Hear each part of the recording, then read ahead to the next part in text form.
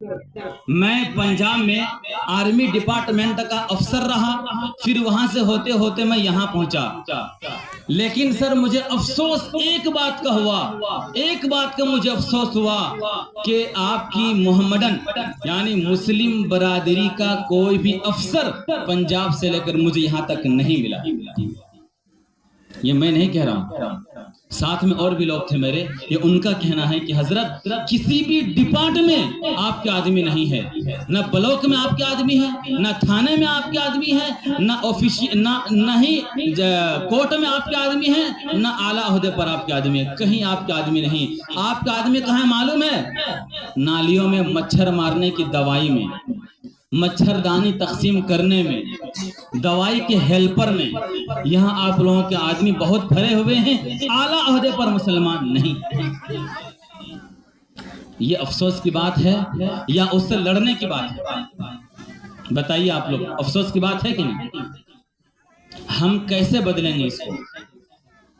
ہم کیسے اس کو بدلیں گے؟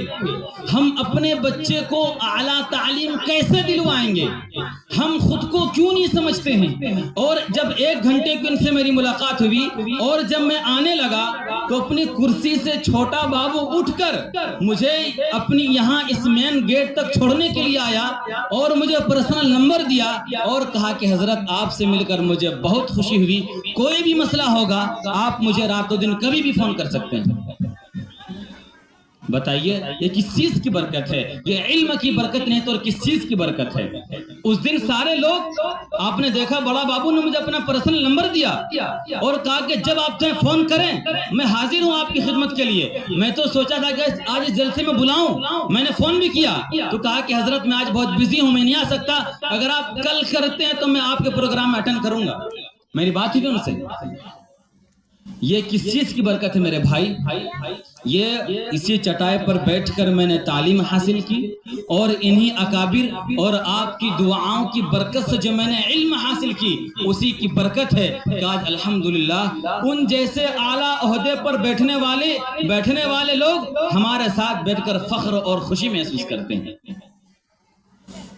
ہم خود کو ہم نے سمجھا نہیں، ہم اپنے بچوں کو تعلیم نہیں دلوانا چاہتے ہیں، نہ عصری تعلیم دلوانا چاہتے ہیں اور نہ ہی ہم دینی تعلیم دلوانا چاہتے ہیں۔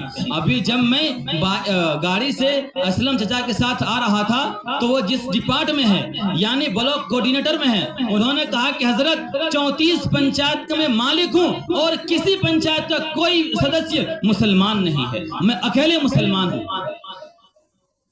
بتائیے ہم کہاں چلے گئے؟ ہم کس پہ جھگڑ رہے ہیں مسلمانوں؟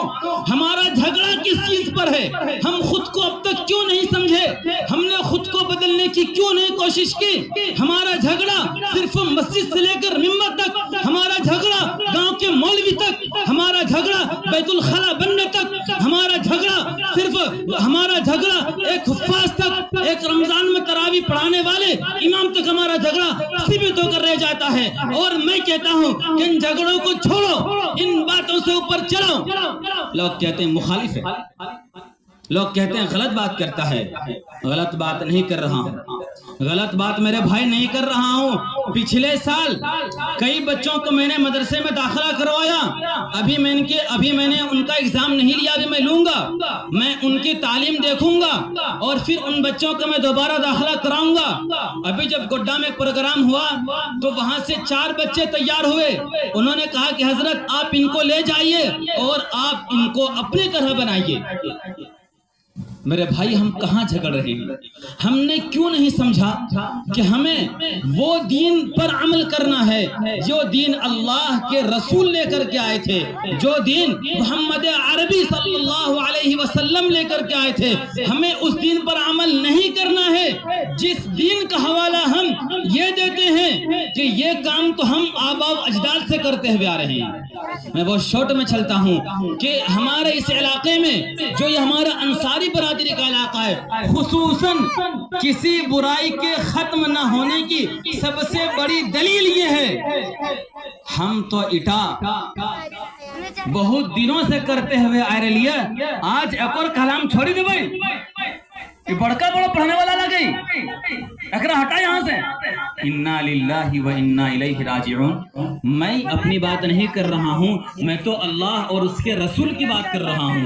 ہاں جب کوئی رسم کو میں ختم کروں تو آپ اس کے بعد یہ کہیے کہ حضرت ٹھیک ہے اسے ہم ختم کر دیں گے، کیسے کریں؟